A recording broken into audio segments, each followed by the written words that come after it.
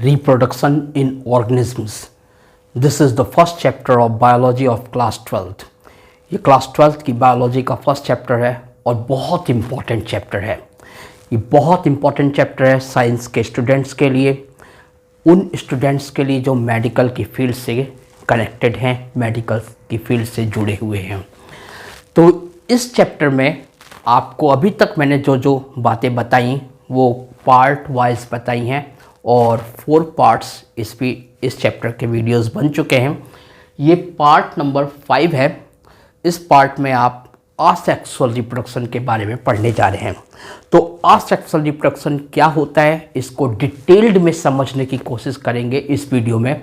So this video is going to be very important for you and इसलिए आप पूरा ध्यान दीजिए ताकि आप हर चीज़ इसके बारे में समझ सकें और अधिक से अधिक नॉलेज को गेन करने में फ़ायदा उठा सकें। तो देखिए क्या होता है असेक्सुअल रिप्रोडक्शन। असेक्सुअल रिप्रोडक्शन के बारे में बोला गया है, production of offspring by a single parent without the formation and fusion of gametes is called asexual reproduction. यानी ऑफ स्प्रिंग का प्रोडक्शन अगर एक सिंगल पेरेंट के द्वारा हो रहा है जिसमें गैमीट्स का ना तो फ्यूजन हो रहा है और ना ही फॉर्मेशन हो रहा है, तो उस टाइप के प्रोडक्शन को हम असेक्सुअल रिप्रोडक्शन बोलेंगे। जब किसी ऑफ स्प्रिंग का प्रोडक्शन हो रहा है और ऑफ स्प्रिंग के प्रोडक्शन होने में एक सिंगल पेरेंट से वो प्रोडक्शन हो रहा है लेकिन ना तो गैमीट्स का फ्यूजन हो रहा है ना ही गैमीट्स का फॉर्मेशन हो रहा है, तो उस टाइप का प्रोडक्शन असेक्सुअल रिप्रोडक्शन कहलाता है। The young one receives all its genes from single parents. Asexual reproduction में जो यंग वंस होते हैं वो अपने सारे जीन्स सिंगल पेरेंट से ही रिसीव करते हैं। अब जीन्स क्या होते हैं समझिए। जीन्स के बारे में बोला गया है, अ gene is the basic physical and functional unit of heredity. जो जीन्स होता है वो बेसिक आधारभूत फिजिकल शारीरिक एंड फंक्शनल कार्यात्मक यूनिट ऑफ हेरिडिटी यानी आनुवंशिक गुणों को ले जाने की एक इकाई है। तो जीन के बारे में बोला गया, a gene is the basic physical and functional unit of heredity. Genes are made up of DNA. DNA means deoxyribonucleic acid. जो जीन्स होते हैं डीएनए के बने होते हैं। Some genes act as instructions to make molecules called proteins. कुछ genes क्या करते हैं, इंस्ट्रक्शंस देते हैं मॉलिक्यूल्स बनाने का और उन्हें हम प्रोटीन्स कहते हैं, which are needed for the body to function.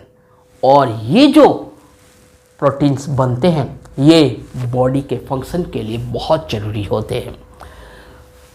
अब आगे असेक्सुअल रिप्रोडक्शन के बारे में समझाया गया है कि the young one receives all its genes from single parents. Asexual reproduction is also known as agamogenesis और अगैमोजेनी। जो असेक्सुअल रिप्रोडक्शन है उसका एक और नाम है, उसको हम अगैमोजेनेसिस या अगैमोजेनी भी कहते हैं। तो असेक्सुअल रिप्रोडक्शन को ही हम अगैमोजेनेसिस या अगैमोजेनी कहते हैं। It is more primitive and hence simpler than sexual reproduction. Asexual reproduction के बारे में बोला गया कि असेक्सुअल रिप्रोडक्शन ज़्यादा प्रिमिटिव है, मोर प्रिमिटिव, अधिक प्रिमिटिव है। किसके कंपैरिजन में? सेक्सुअल रिप्रोडक्शन के कंपैरिजन में। असेक्सुअल रिप्रोडक्शन सेक्सुअल रिप्रोडक्शन के कंपैरिजन में अधिक प्रिमिटिव है। प्रिमिटिव का मतलब होता है मोर सिंपलर। प्रिमिटिव का मीनिंग है very simple and not developed, यानी जो ज़्यादा सिंपल हो, ज़्यादा विकसित ना हो, उसको प्रिमिटिव कहते हैं। इसका मतलब असेक्सुअल रिप्रोडक्शन अधिक सिंपल है और ज़्यादा विकसित नहीं है, अधिक डेवलप्ड नहीं है। तो असेक्सुअल रिप्रोडक्शन के बारे में बोला गया कि asexual reproduction is more primitive and hence simpler than sexual reproduction. asexual reproduction involves only mitotic cell divisions and is also termed as somatogenic reproduction. ये जो asexual reproduction है इसमें माइटोटिक सेल डिविजन्स होता है and is also termed as somatogenic reproduction, और asexual reproduction को हम somatogenic reproduction भी कहते हैं। सोमैटोजेनिक रिप्रोडक्शन कहते हैं because it involves the division of somatic और vegetative parts and not the reproductive part. इसको सोमैटोजेनिक रिप्रोडक्शन कहा जाता है क्योंकि इसमें सोमैटिक या वेजिटेटिव पार्ट्स इन्वॉल्व होते हैं, not the reproductive part. Reproductive part इसमें इन्वॉल्व नहीं होता है। एग्जाम्पल्स ऑफ सोमैटिक रिप्रोडक्शन, जो सोमैटिक रिप्रोडक्शंस हैं उनके एग्जाम्पल्स हैं binary fission, fragmentation, budding, spore formation etcetera. ये सोमैटोजेनिक रिप्रोडक्शन के कुछ एग्जाम्पल्स हैं। तो असेक्सुअल रिप्रोडक्शन को सोमैटोजेनिक रिप्रोडक्शन भी कहा जाता है। Asexual reproduction ensures rapid increase in numbers. जो असेक्सुअल रिप्रोडक्शन है वो ऑफ स्प्रिंग की रैपिड इंक्रीज में हेल्प करता है, उसको इंश्योर करता है, उसको बढ़ाने में मतलब अपनी पूरी सहायता देता है। Asexual reproduction produces identical offspring referred to as a clone।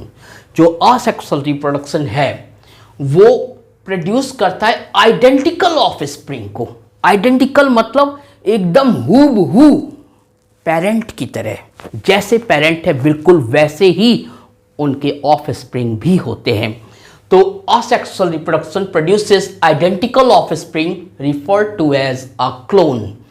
Asexual reproduction से आइडेंटिकल ऑफस्प्रिंग प्रोड्यूस होता है जिसे हम क्लोन कहते हैं, क्योंकि क्लोन का जो मीनिंग होता है वो हूबहू सेम कॉपी ही होता है।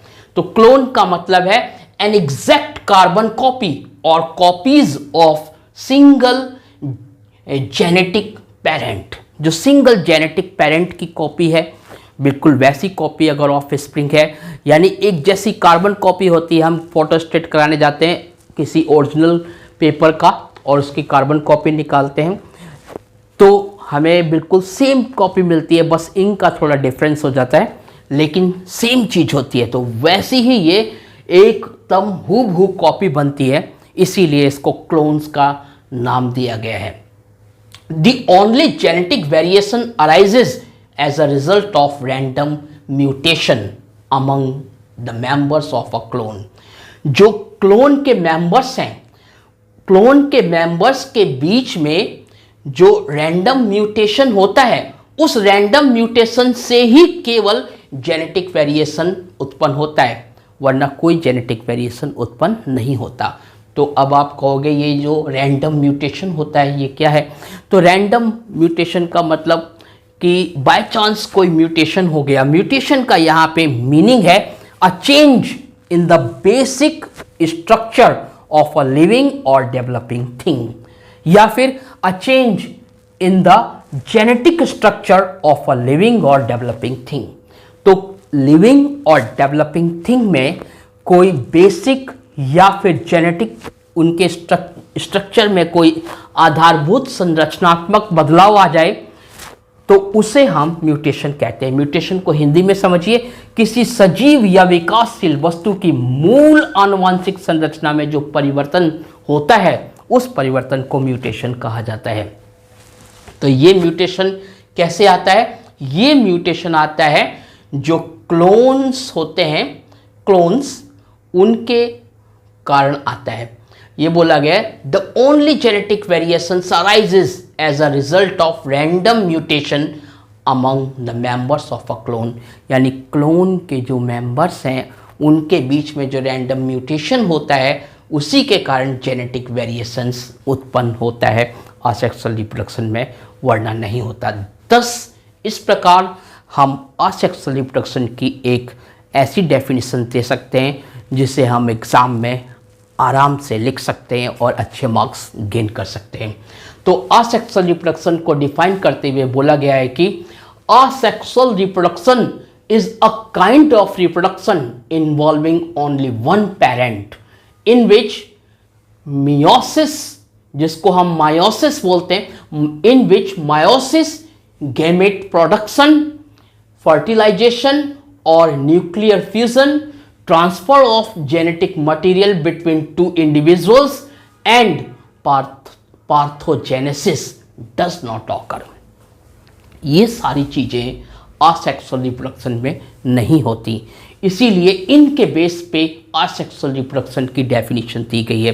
असेक्सुअल रिप्रोडक्शन के बारे में बोला गया कि asexual reproduction is a kind of reproduction involving only one parent in which meiosis, gamete production, fertilization और nuclear fusion, transfer of genetic material between two individuals and parthenogenesis does not occur. तो पार्थोजेनेसिस क्या होता है ये आपको समझना है। यहाँ पे पार्थोजेनेसिस के बारे में बोला गया कि reproduction from an ovum without fertilisation, बिना फर्टिलाइजेशन के ओवम से जो रिप्रोडक्शन होता है उसी को पार्थोजेनेसिस कहते हैं, specially as a normal process in some invertebrates and lower plants. खास तौर से जो इनवर्टिब्रेट्स और लोअर प्लांट्स होते हैं उनमें ये नॉर्मल प्रोसेस है, उनमें ये एक सामान्य प्रक्रिया है। इनवर्टिब्रेट्स उन ऑर्गेनिजम्स को, उन एनिमल्स को कहते हैं जिनके अंदर बैकबोन या स्केलेटन नहीं होता है। जिनके अंदर बैकबोन या स्केलेटन नहीं होता उनको इनवर्टिब्रेट्स कहा जाता है, और जिन एनिमल्स में बैकबोन और स्केलेटन होता है उनको वर्टिब्रेट्स कहते हैं, वो वर्टिब्रेट्स होते हैं। तो वर्टिब्रेट्स वे एनिमल्स होते हैं जिनमें बैकबोन और स्केलेटन होता है, और इनवर्टिब्रेट्स वे एनिमल्स होते हैं जिनमें बैकबोन और स्केलेटन नहीं होता है। तो यहाँ पे आप वर्टिब्रेट और इनवर्टिब्रेट्स में डिफरेंस जान गए होंगे। अभी हमने इसकी स्टडी जब की असेक्सुअल रिप्रोडक्शन के बारे में स्टडी कर रहे थे तो माइटोटिक सेल डिवीजन एक वर्ड आया। माइटोटिक सेल डिवीजन क्या होता है समझिए। माइटोटिक सेल डिवीजन में बताया गया है कि mitosis is a part of the cell cycle in which replicated chromosomes are separated into two new nuclei. जो माइटोसिस है वो एक पार्ट है किसका? सेल साइकिल का, सेल के चक्र का एक हिस्सा है, एक पार्ट है इन विच रेप्लिकेटेड क्रोमोसोम्स, जो कॉपी बनते हैं क्रोमोसोम्स के, आर सेपरेटेड, वो सेपरेट होते हैं into two nuclei, two nuclei में सेपरेट होते हैं। Cell division by mitosis is an equational division which gives rise to genetically identical cells in which the total number of chromosomes is maintained। यहाँ पे आपको समझाया गया है कि माइटोसिस द्वारा जो कोशिका विभाजन होता है वो एक समतुल्य विभाजन है जो आनुवंशिक रूप से समान कोशिकाओं को जन्म देता है, जिसमें कुल गुणसूत्रों की संख्या बनी रहती है। यहाँ गुणसूत्र किसको कहा गया? क्रोमोसोम्स को, यानी वो जो क्रोमोसोम्स के नंबर्स हैं वो मेंटेन रहते हैं। और एक और वर्ड आता है मायोसिस। तो मायोसिस क्या है? Meiosis is a special type of cell division. Meiosis एक खास टाइप का सेल डिवीजन है, और ये किसका सेल डिवीजन है? Of germ cells in sexually reproducing organisms.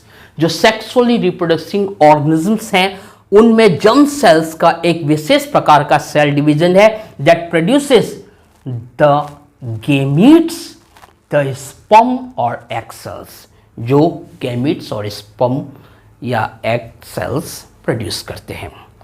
तो आज इस वीडियो में मैंने असेक्सुअल रिप्रोडक्शन को डिफाइन करते हुए इनके टाइप्स बताए। अब इनके जो टाइप्स हैं आप जानते हैं, उनको जब डिफाइन करेंगे तो बहुत लेंथी वीडियो हो जाएगा, तो इनके टाइप्स को नेक्स्ट वीडियो में डिफाइन करने की कोशिश करूंगा कि पूरे टाइप्स एक ही वीडियो में डिफाइन कर दूं। तो आई होप यहाँ पे आपने असेक्सुअल रिप्रोडक्शन की जो जानकारी गेन की ये आपके लिए ज़रूर बेनिफिशियल होगी। तो ऐसे ही इंफॉर्मेटिव वीडियोस को, नॉलेज से भरपूर वीडियोस को देखने के लिए AR स्टडी सर्कल को ज़रूर सब्सक्राइब कर लीजिए, ताकि जब भी कभी मैं नेक्स्ट वीडियो अपलोड करूं तो उसका नोटिफिकेशंस आपको मिल जाए। Thank you very much for watching this video. Thanks a lot.